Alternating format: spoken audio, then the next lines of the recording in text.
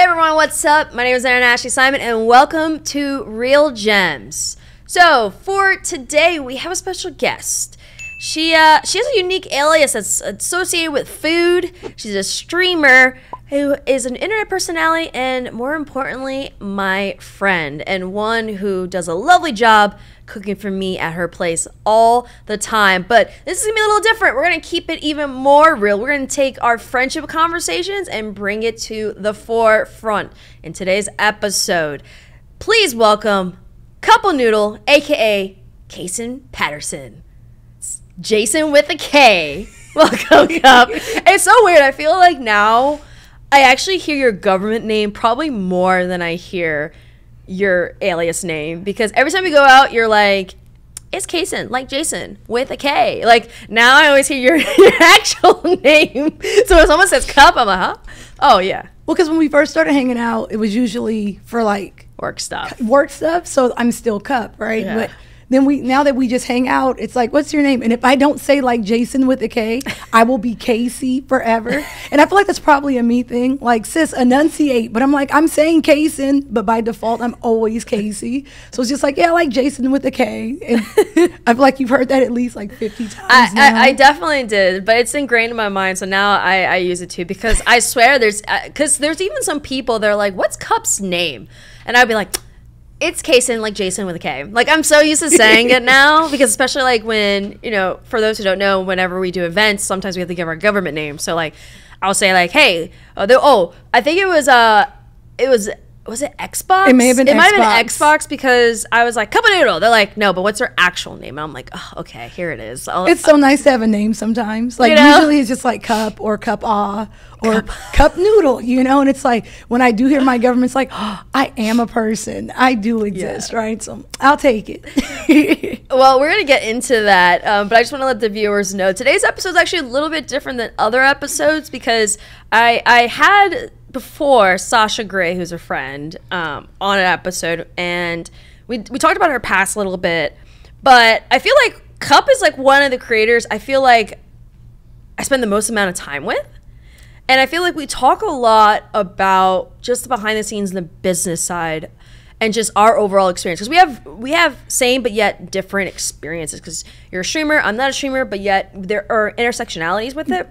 But before we dive into that, I just want to make that note, because I want to take these a little bit differently, because we're friends.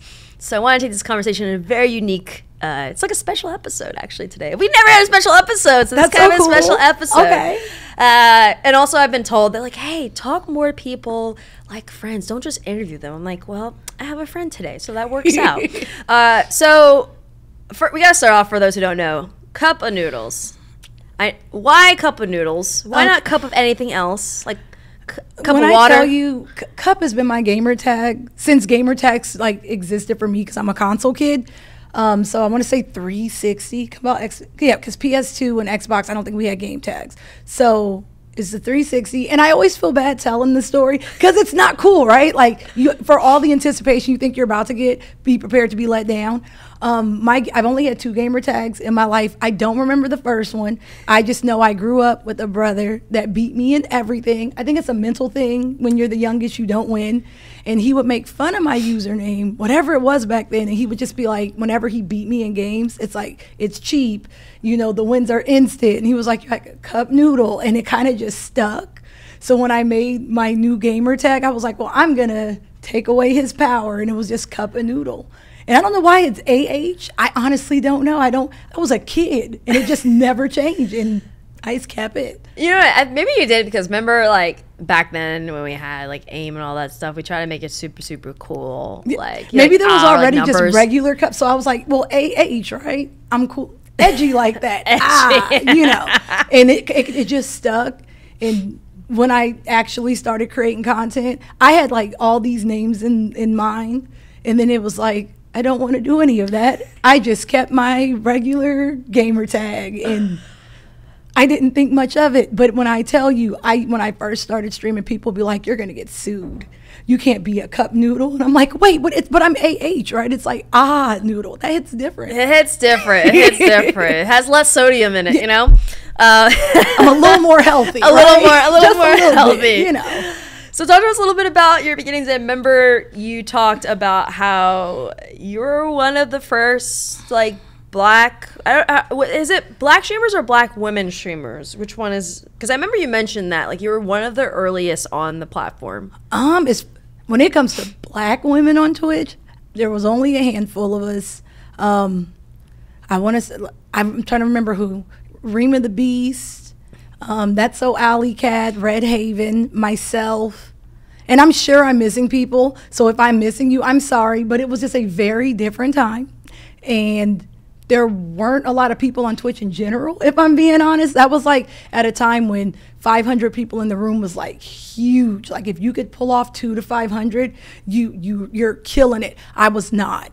I was not even in the ballpark. I was very new, and I kind of started there, and that was back in like 2016, because I started in 2014, but it didn't work, so I started all over in 2016. So that's when like Cup became a thing, and come 2017, that's when I started hosting. So as far as hosting goes, I am the first black woman to host for Twitch. So I got to do that. I hosted TwitchCon, and I've been hosting for Twitch since about 2018, and that's kind of just where I've been. Hosted the Olympics with them for the 2020 Olympics with NBC. Twitch has been putting up with me for years. I appreciate them because I know I do questionable things. So thank you, She walks that fine line. I really do. Don't we all, though? I feel like we all do it. I mean, as a creator, I feel like you have to walk that fine line. You got to sometimes test to watch. That's where the fun is, but you just have to know when to reel that back in, right?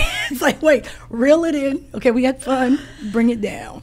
Yeah, I mean, I think, but part of reeling it back is also like understanding and realizing and identifying that like at a certain point, this is a job. And we talk about this all the time where it's like, yeah, you can have fun in games, but it's still a job. So when did you consider it a job? And what was that transitional point for you? If I'm being honest, I think a small part of me kind of always wanted it to be, because I was already at work, right? So I've been working since I was 15, and I've never not worked. I didn't go to college. So for me, it was like I graduated, continued working. So when I first started streaming, it was just like something fun to do. Because at the time, there was the only form of monetization, because I didn't start on YouTube because I didn't know how to edit. So I was like, live streaming, that's okay. I can figure that out as I go. I can MacGyver it, get a paper clip, a rubber band, let's get it going. So I was like, okay, we'll try. But at the time, the only thing you could really look forward to was eventually maybe monetizing via subs. And if you had a PayPal account, then you could. But it was like brand deals unheard of. No one thought, sponsorships, things like sponsored streams, those things didn't exist. Like at the time, I don't even think we had like codes for anything. It was just, I think the big drawback then was if you got a game code for free, like a free game, it was like, oh my God, I have arrived, right? So at the time, it was like no monetization issue or like things you could think of in the future. You were just kind of happy to be there till you got a sub button. So I think in doing that, and since I didn't do affiliate, because this was before affiliate, right? So I don't know. Once I got to the point where I started monetizing, it's like I knew I had to see it differently, because I wasn't going to keep going to work and streaming. So it's like I had to make a choice. And the day I quit my job, I wasn't even partnered. I wasn't making money. I just felt like I could. Yeah. That either sounds like the most narcissistic thing ever or the most delusional thing. I just remember I came home and I was like, I think I can do this. And so my husband was like, well, then do it. And I was like, I wasn't expecting that response, right? I thought he was going to be like, well, think it through. It was like, now he kind of put the ball in my court. Like, well, then go do it. I mean, you have to be a little crazy to have this kind of career. Because there's stability. What is that? There's a level of you don't love yourself, and and that's fair. If I'm being honest, doing this, I've never worked harder in my life. And again, I've been working since I was 15.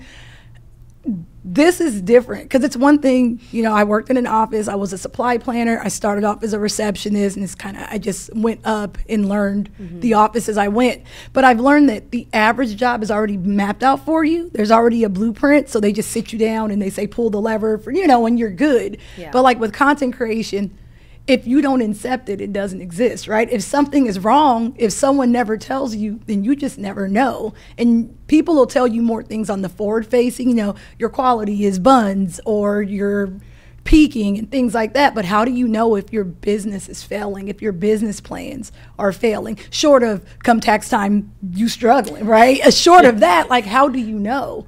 And I don't think we talk about that side of it enough, right? No, we don't. And I mean, that's part of the reason why I'm like, I wanted to create something like Real Gems, because I wanted to have these conversations about there's nuances and there's intricacies, even not only for the business side, but like relationship building and all these different things that really help with, basically helps you with your success at a certain point. And part of that is you got to find your lane.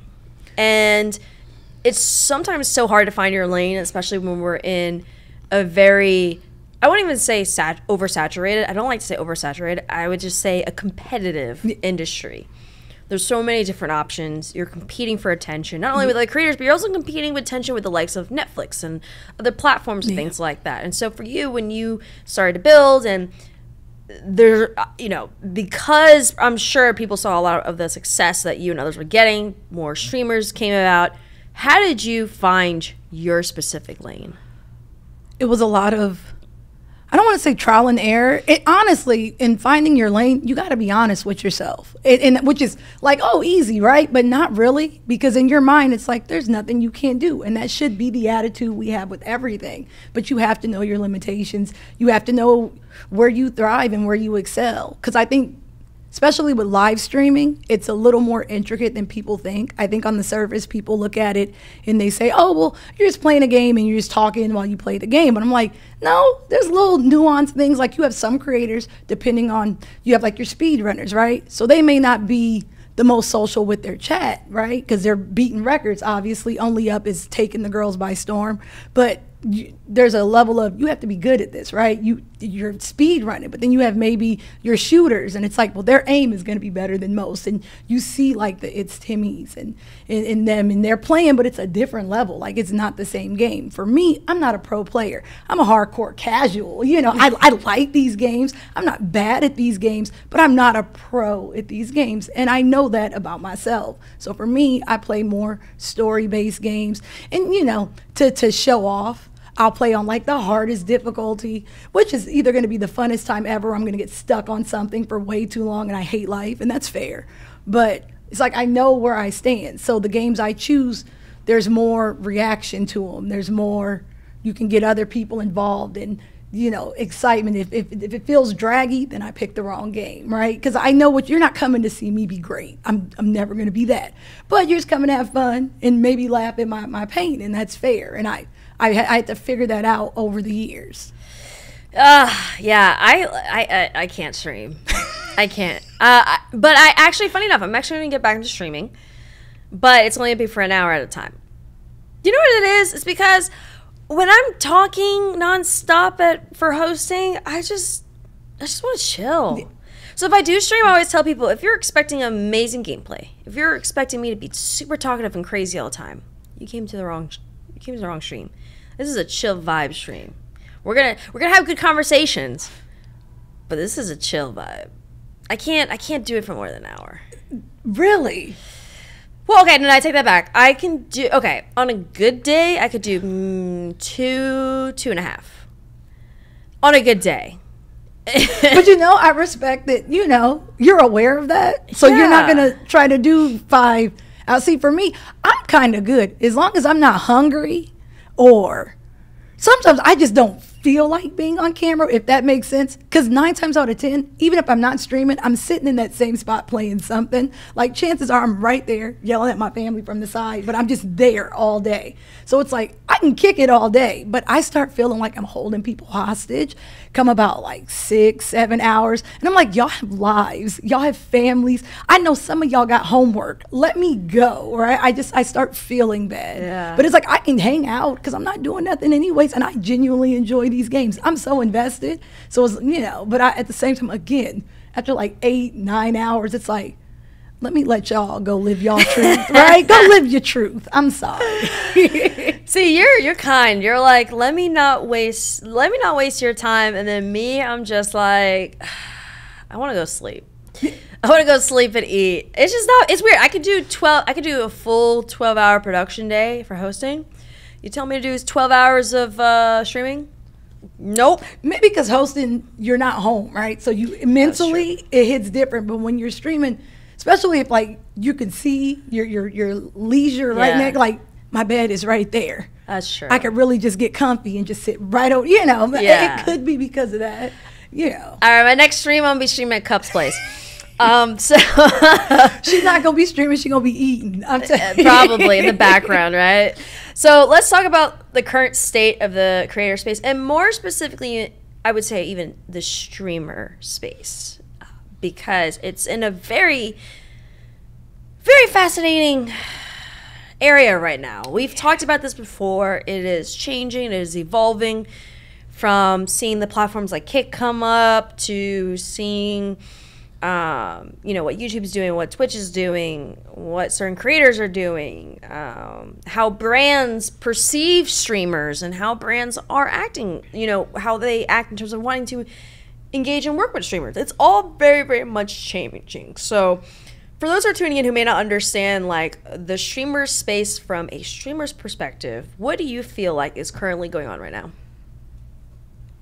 There's always something going on. That's very, I mean, yes, but. So it's like you put on your helmet, right? And you're like, I'm going to weather this storm. And as soon as you come out, you think you're good. And you're like, nope, now we have Rumble, right? So every time you wake up, there is something new going on.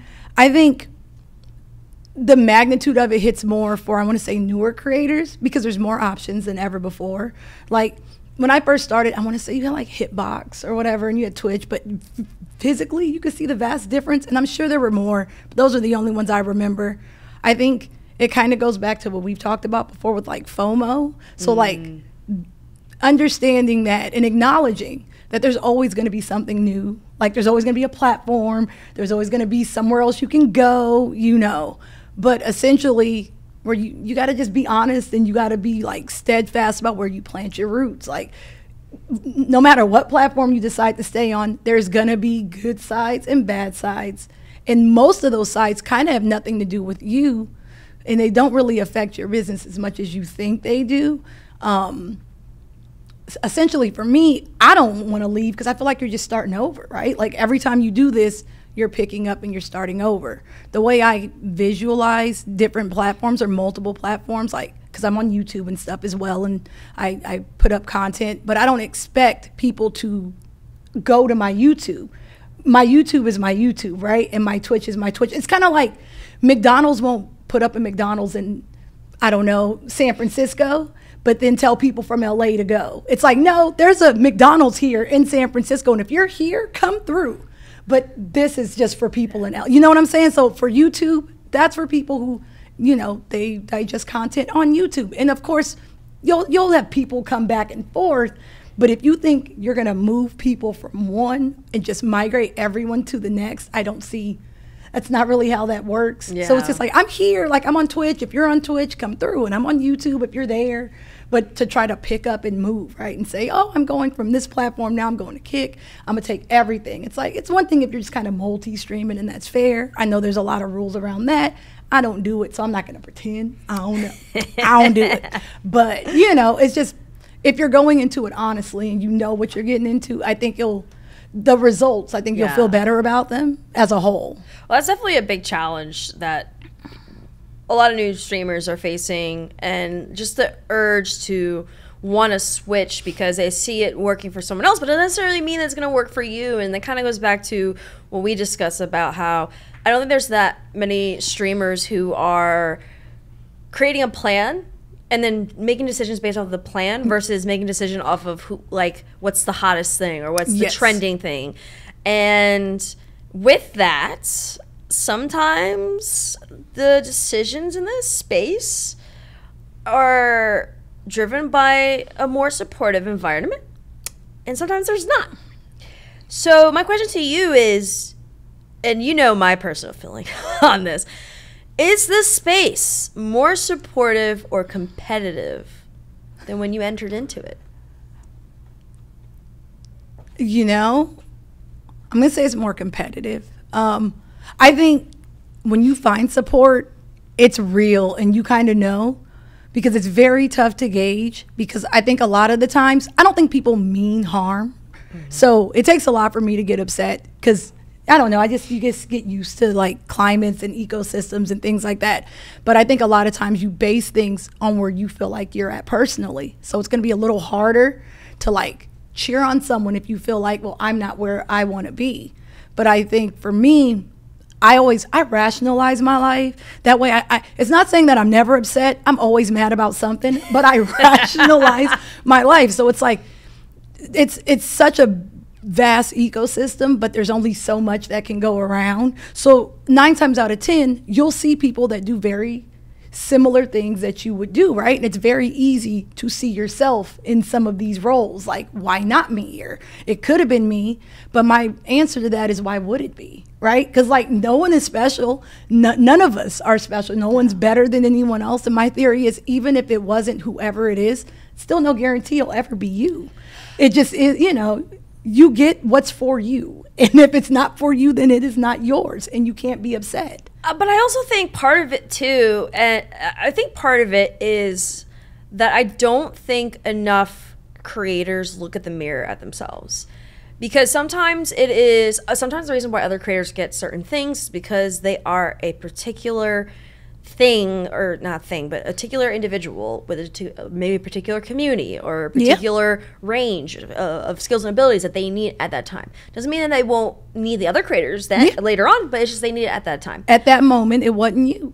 Yes. Also, sometimes it's as simple as professionalism. Sometimes it's as simple as you don't read your emails on time. Sometimes it can be as simple as, they have a team that's more on point than your team. And sometimes it really just has nothing to do with you. Or it could just be, to be very frank and honest, maybe they just like the creator. They think the other creator is nicer and easy to work with. Like, there's so many different variables that contribute to why people work with individuals. And, and at the end of the day, it's, like we say, it's business. You can never take it personal. You can't.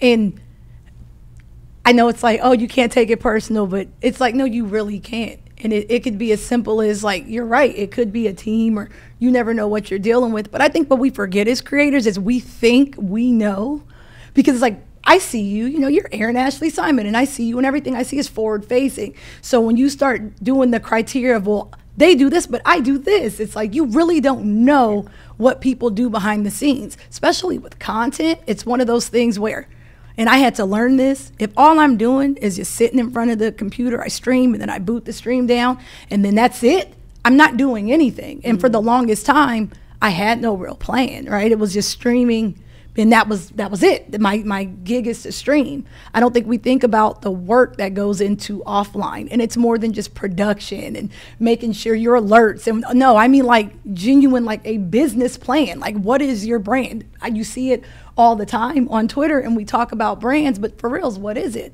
What is your business model?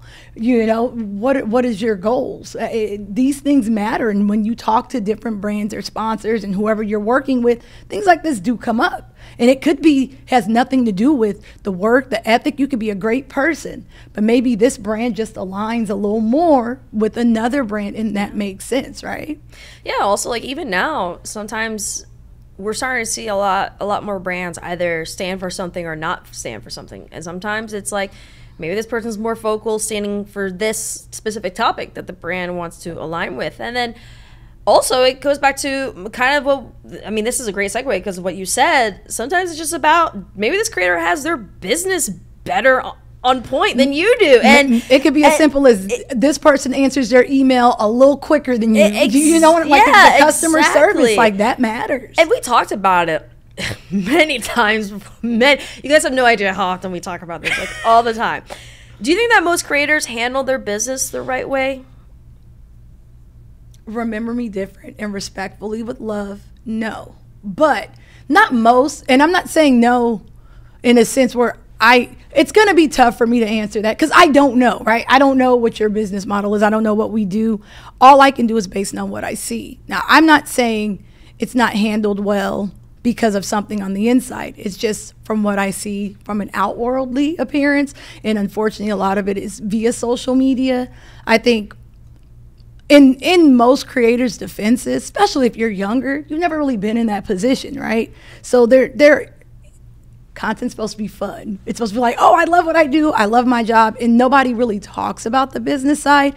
And when you do, it's usually the same few conversations, you know, your brand and consistency and those things. But you really don't talk about like housekeeping and etiquette and what to do when things go south. I think when I say no, because I don't want, you know, remember me different, respectfully, with love. I don't mean it from a negative place. I just think everything is fine until things don't go your way. And if and when that occurs, there are responses to it that is kind of like, that may not have been the response. And again, if you don't know who to talk to about these things, or, you know, for me, I worked for a very long time. So when I'm disappointed in life, for me, I don't want to go back to work. So I'm used to being let down. I'm used to, you know, being disappointed, but not everything is going to go your way.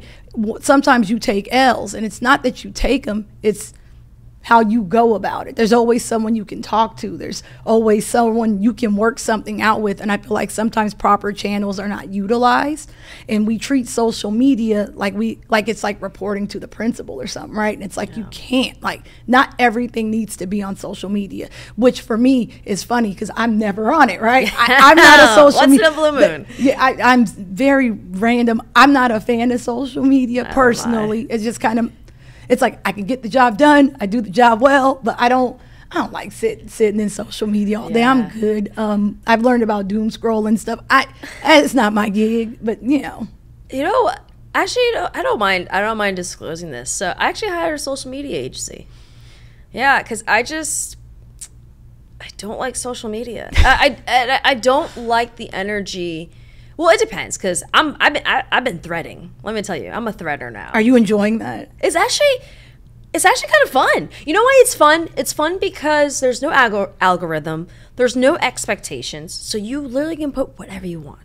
Like, there's no pressure in the sense of like, oh, I got to put. So it feels like old school Twitter. Because I really love, feels like old school Twitter. I really miss the days of like Flashback Friday or Friend Friday. I liked that. I know it sounds like asinine and childish, but there was once a simple time when it'll just be like, I got a strawberry milkshake, and then someone that you've never met says, go milkshake, and that was a nice interaction, and I appreciated those moments. It's amazing. I said on Threads, I was like, hey, controversial take. Pineapple on pizza is not as bad as people think. And people were like, yes, no, yes. But it was like a fun conversation. It wasn't like drama. It wasn't like people getting, like, we were talking about food. Like, it's like the early days of Twitter, minus like the craziness that like Fabulous and Katie like put on there. The celebrities were unhinged back in like 2012, around there. They were unhinged on Twitter. But it's been fun. But I got a social media agency because I think for me, going back to what you talked about, where it's like knowing yourself, knowing what you're good at and what you may not be good at. And one of the things that I realized is I wasn't consistent. And it's not because I'm not a consistent person. It's hard to be consistent when I don't think people realize, I don't just host. I literally help to run 3 companies, like, and potentially adding another one, like, and consulting. Like, I have the biggest gaming companies consulting with me. Like, I don't have time. Fair. And so I needed to have a team. And granted, those are my words. Like, what I'm putting out is me. It's my words. It's my content. I just got people who are helping me run it, and I needed it. But that's what happens when I understand my business and my goals and my objectives and what I need. I know what I want to be. I know what I want to do. I want to be in the lines of Ryan Seacrest, Oprah, how they are hosts, but they have multi-businesses. They utilize their business platforms to help others to create such an environment where it's something that changes culture. It changes the industry. That's what I want to do. You have a plan. I can't do that with my Twitter fingers, you know? Like, so I got to get someone else who can help me with that. But, you know, when it comes to business, like, what do you feel... This is so funny how Mike wrote it. He's like, what makes you cringe? What do you feel like is in many of the creators' way when it comes to business? I know I have I feel like we've talked about this in some shape or form. Like what's in their way? What's in their way? Like what's holding them back? I think.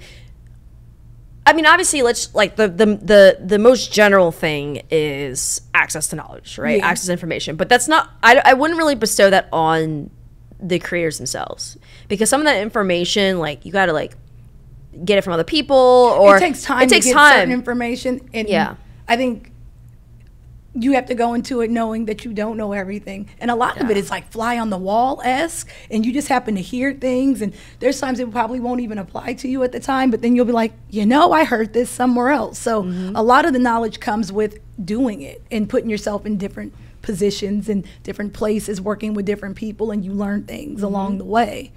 Knowledge, no one expects anyone to have all the answers, especially when you first start. It's just a good time to just try and just do things. The question is, what do I think holds creators back? Like what's in their way? What's holding them back from like setting their business right? Like for example, right? I think one of the biggest things that holds creators back is they don't set the foundation of their business. They don't get lawyers or a lawyer. They or have someone that can read contracts. They don't get LLCs.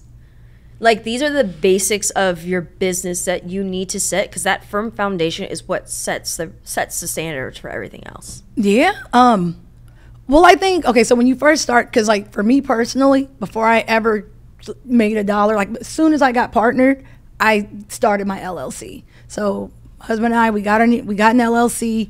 Again, making nothing, right? So again, either the most narcissistic person or super delusional. But I knew that, one, I didn't want it in my name, like my government name. It's like just because life comes at you fast. So it's like, okay. Or the IRS. Yeah, my goal was to protect myself when I first started, because it was new and I didn't know what I was doing. And I did want to set things up as a business, only because when them tax exempts help, doing things personally hits a lot different. And two, I was kind of in it for the long haul. So because of that, it's like, let's set these things up early, especially because I thought about it for an exit because it's new, right? I don't think we talk about this enough. Apologies, because I'm going to segue. I think go ahead. Content creation looks great from, an outside point, looking in. It's dope. And it's like there's money to be made and you're happy to see those thriving and they have these moments. But I don't ever see like the conversation for those who retire. Like, what's the exit strategy for a content creator, especially if you're not branching out? Like if you're a Twitch streamer, that's a lot scarier to me than say YouTube, because at least YouTube, you're always on the platform. That's passive income. You throw up a video, it's still being monetized, you're good to go. With Twitch, you're only as good as when you hit start stream and then you hit end stream. No one's checking VODs. You don't make, you're not monetized on VODs. So it's like, it's one of those things. If I truly on Twitch, am I gonna be like 70 saying, yo, be sure to use that Prime, right? Like, what is the exit strategy? Where are we putting our money? And my fear with content creators, and again, it's not my place. I ain't nobody mama. So, I play the background. It's not my place. But it's like, what do you do with your money? Are you saving your money? It's more than just saving for taxes, right? It's like, what are you doing? Are you investing your money? Are you getting dividends out of this? Like, what are you doing? Are you investing in other businesses? What is your exit strategy? Because right now it's fun, but we're gonna blink and it may not have anything to do with age. I don't know, a lot of us start so young. You may just want to start a family, right? What happens if you want to take a break? What happens, God forbid, you can't, right? I think streaming is more, it scares me a little more than YouTube, because I just feel like you have to be present. There's no getting around it. And what happens if you're not? What would your advice be for saving money? Like mine, this is something that my mom taught me. She said, you want to save, put about 80%, it could be 70 to 80%, put that in savings, 20, 30%, that can be your spending money. But you have to allocate what that spending is. That spending can be partially on the business side, it can be a little bit on the personal, because you have to always keep in mind that at a certain tax bracket, it could be you got to save at least like 20 to 30% of that savings for potentially for taxes if you owe. But then that goes with the strategy of like, you gotta, if you get with an accountant, they're gonna tell you how much you need to spend so that you won't have to owe money back. Like there's so much, like it goes back to, there's so much you have to do and think and just even for saving money. So like for you, what advice would you have for them when it comes to saving money? Absolutely save. I say I put about 30% away for every time I get paid, but do not save, and this has nothing to do with content creation. This is something I learned as a street youth that was terrible with money. Everybody used to always yell at us, and they'd be like, save your money. And it's like, save your money.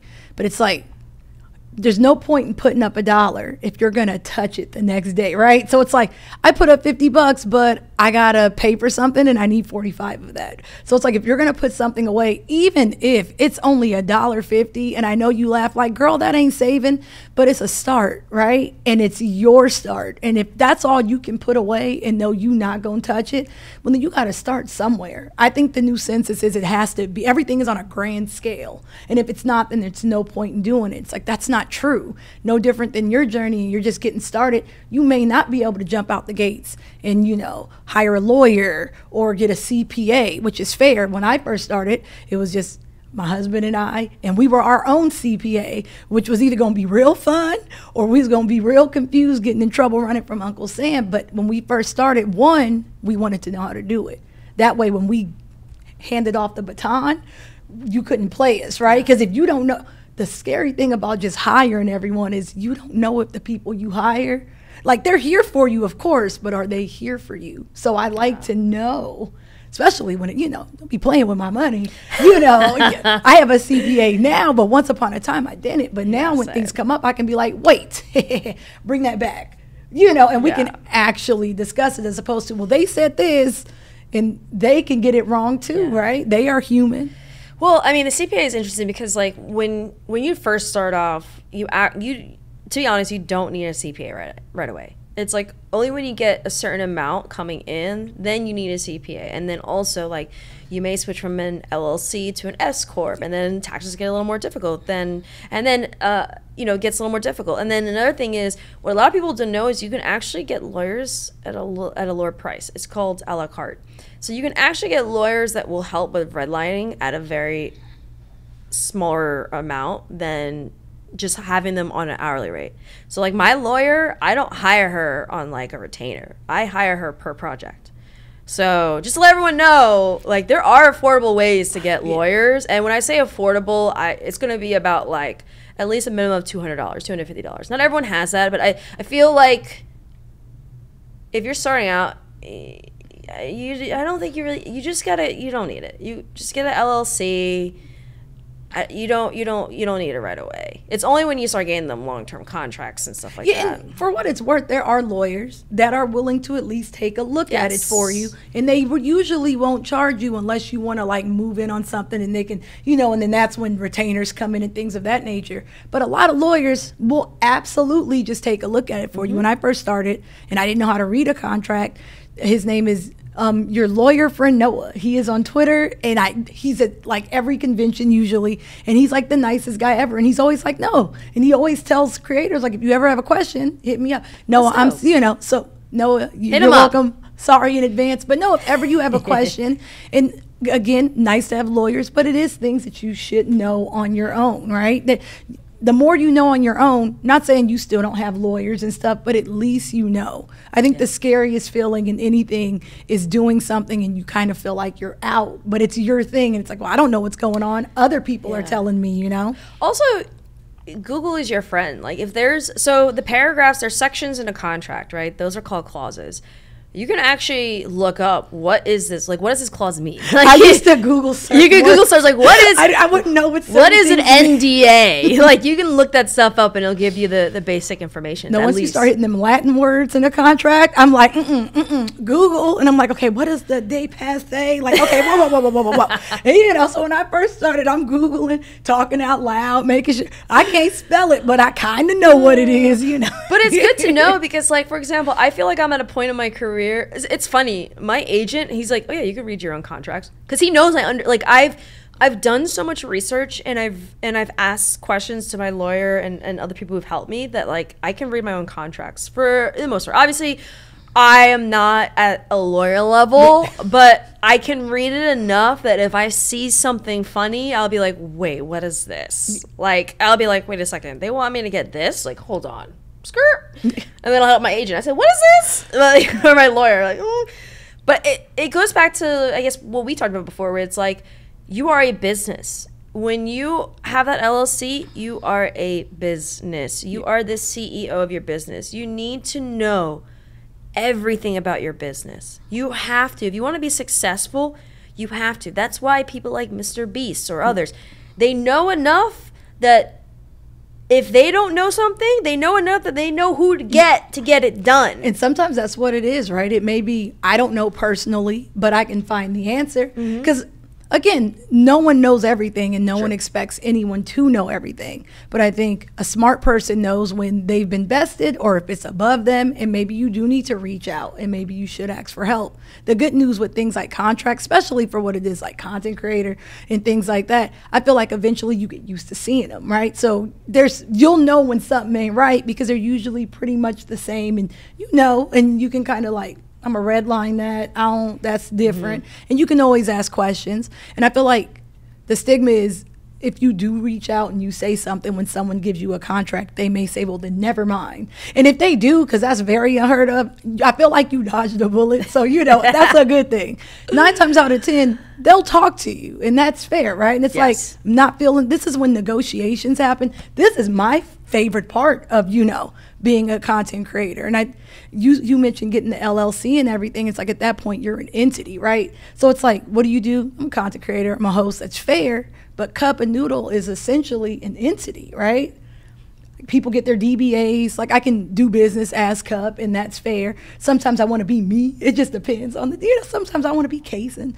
But once you get to that point, it's like, you're no longer thinking on lines of a personal standpoint. Yeah. Everything I do content-wise is business. Like, Kaysen could care less, right? This is a Cup thing at this point. Kaysen don't care. Even for me, like, I'm Erin, like, my LLC is my name.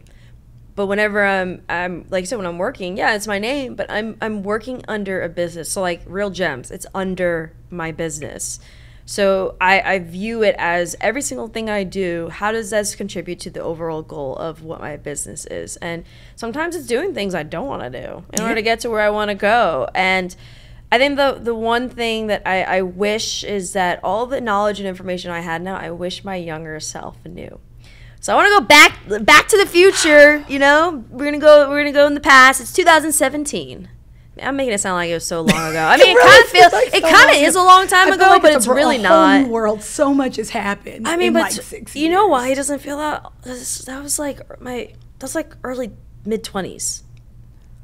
I just feel like it was like mid-20s. Technology has advanced so far in the past 5-6 years. But I mean, I feel like it's been every 5-6 years because remember, we had early Facebook, not too long ago. There's drastic differences between I'm learning HTML and MySpace versus what we do now.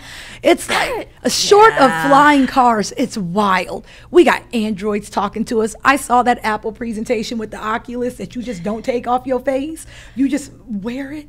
It's a technology's wild. I don't know. Maybe for me, it's not super shocking because my parents have worked in tech finance for a very long time.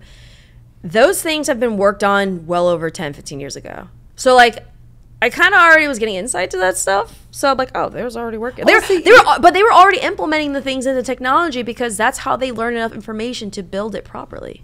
Your secret society, you knew. As someone that's not secret society, I had no idea. My mind is still blown. Some of the Simons, right? So if you could reach out to your younger self, what advice would you share to your younger self? That's there's so much I would tell me. I was a hooligan growing up. We're out here in these Compton streets. I was raging against the machine. You couldn't tell me nothing. Honestly, there's so many things I would want to tell me. I think most of it would just be one day you will be comfortable in your own skin. You hit them weird stages, them awkward stages, growing pains, and you don't know if you're crazy. You just know everything's yuck, and that's very fair. But I think the harsh reality is, even if I did, I do not think I would listen. And even if I did, I don't think I would have understood, because I wasn't ready for that part of life yet, right? So it's like, I would love to go back and I'd probably just tell myself the winning lotto numbers and be done. You know, because younger me, I don't think would have listened, because I'm a different person, different place, right? And as you get older, there's going to be times you look back on younger you and you say, yuck. Like, I don't know. Would you be friends with your younger self? Would y'all be good? My younger self wasn't as, like you said, comfortable in the skin, as confident as I am now. And also, I just don't care as much about what people think about me as I did back then. Also, I'd probably tell my younger self, listen, I know that one ex-boyfriend or that few ex-boyfriends was not worth it. You feel like it wasn't worth it, but listen, it was worth it. Yeah. That's actually a fun fact. There's someone I used to date. He actually helped me in my career. Shout out to him. I'm not going to say your name, but you know what you did. Appreciate you. Appreciate you. It was worth it. No, I do feel like even the bad stuff that we're like yuck about, I believe in character building, right? So it's like your villain arc star. Yeah, I feel like we all have them, and I think when we're younger, we try to mask them, right? But I think the joys of getting older is, honestly, you just stop caring, and I really, it means a lot. You get older, it's kind of like you're lucky enough, you know who you are, and now you're just growing, and you're just kind of living your life, and because it takes a lifetime to like find yourself, right? But it's like, you know who you are at a certain point in life, you know, and you just kind of I don't know, I'm a very simple person. The older I get, the more simple I am, and I appreciate that. I appreciate it too. It's funny. I mean, because of this show, I've been meeting a lot of like really dope creators, so I'm sure now I have more people to connect with, more people to hang out with. But to be in actuality, the only like creators I really hang out with, like, one is Cup. Like, that's it.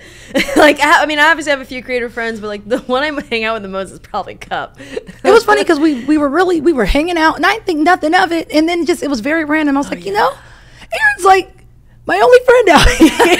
I hang out with Erin like every two. It was like we never really talked about it. It was never like, we're gonna hang out. It was just one of those Someone things. Someone brought it up in a conversation. Oh, was this SMB? It was like some kind of conversation. You're like, yeah, I really would just be hanging out with Erin. I think I was talking to SMB. Shout out to SMB. Yeah, shout out to SMB. And it was just kind of like, so how you like in LA? And it's like, it's pretty chill. It's like, you know, I'm always with Erin. Whenever something comes up, because 9 times out of 10 we were either working and doing something together, or we were crossing paths anyway. So one day it was just like, do you want to go get food? And it was like, okay. And then, I don't know, we've just been hanging out ever since. And now whenever something comes up, I don't know, you don't get a choice and I don't get a choice. It's just like, what are you doing? Yeah. Okay, get dressed. We're going here. I invited myself to her place already today. Like, she had no choice. I'm like, you're cooking. the joys of friendship. It's like, okay. All right, Cap. So we have one more question for you. I end every single episode with this. What is one advice that you want the viewers and listeners to walk away with, if anything? It doesn't have to be an advice from today's episode. It could just be an advice in general. What is that real gem you want them to have? Okay. Oh, this is a real question. Okay. Honestly, it has nothing. It's like, aside from content creation, I think you can apply it to just day-to-day life. And that is, not everything is specifically for you, right? And that's fair. And I think if you can find ways to make things work for you, like, it's either going to work for you or it's not.